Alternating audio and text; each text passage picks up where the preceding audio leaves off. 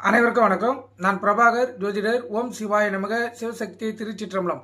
இன்று பிறந்த நாள் காணும் அனைவருக்கும் வாழ்த்துக்கள். இறைவனுடைய அருள் பரிபூர்ணமாக உங்களுக்கு கிடைக்கட்டும். உங்களுடைய மனம் எதை என்னை ஆசைப்படுகிறதோ அந்த ஆசை நிறைவேறட்டும் என்று எம்பெருமான் சிவபெருமானிடம் மாடியன் வேண்டிக் கொள்கிறேன். இப்போ நான் என்ன சொல்ல போறேன்னா, இன்றைய நாளுடைய நிலைப்பாடு தான் சொல்ல போறேன். நீங்கள் கற்றுக்கொண்டு பயன்பெறுங்க.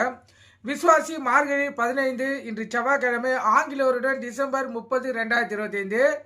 இன்று வைகுண்ட ஏகாதசி கடைபிடிக்கப்படுகிறது. அதே போல இன்று கீழ் நோக்கினால் இன்று சொர்க்கவாசல் திறப்பு. அனைத்தருடைய ஜாதகர் இல்லத்திலும் மகிழ்ச்சி.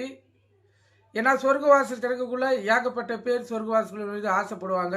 கூட்ட நெரிசலையும் பார்க்காம வெகு நேரம் காத்திருந்து சொர்க்கவாசலுக்குள்ள நுழைந்தால் நம்மளுடைய ஆயுள் முடியக்குள்ள சொர்க்கத்துக்கு செல்வதாக ஒரு ஐதீகம். இன்று 3:40க்கு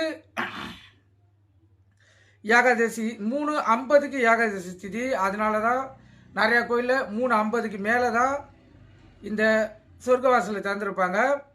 அதே போல் நாளை அதிகாலை 1:03 மட்டும், அதாவது 1:34 மட்டும் இந்த ஏகாதசி திதி இருக்குது.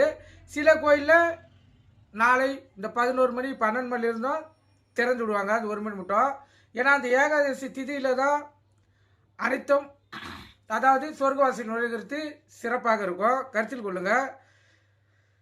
இப்போ நட்சத்திரம் இன்று அதிகாலை 2:40 வரை அஸ்வினி, பின்பு பரணி.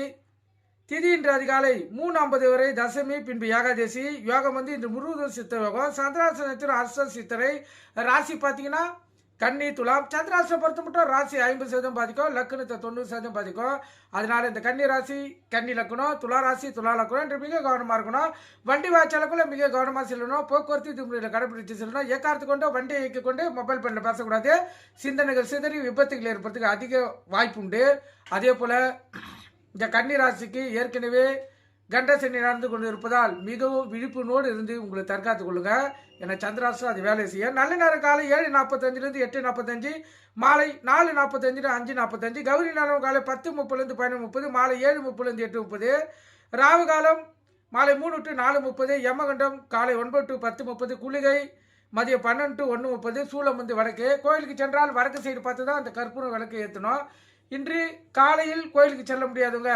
மாலையில் பெருமாள் கோயிலுக்கு சென்று பெருமாளை மனதார வழிபட்டால் உங்களுடைய எண்ணங்களும் கஷ்டங்களும் விலகி உள்ளத்திலும் இல்லத்திலும் மகிழ்ச்சி பொங்கும். ஏன்னா பெருமாளை பொறுத்த மட்டும் கேட்டவனும் கொடுக்கக்கூடிய கடவுள். அதை பயன்படுத்தி வாழ்க்கையில் முன்னேறுங்க.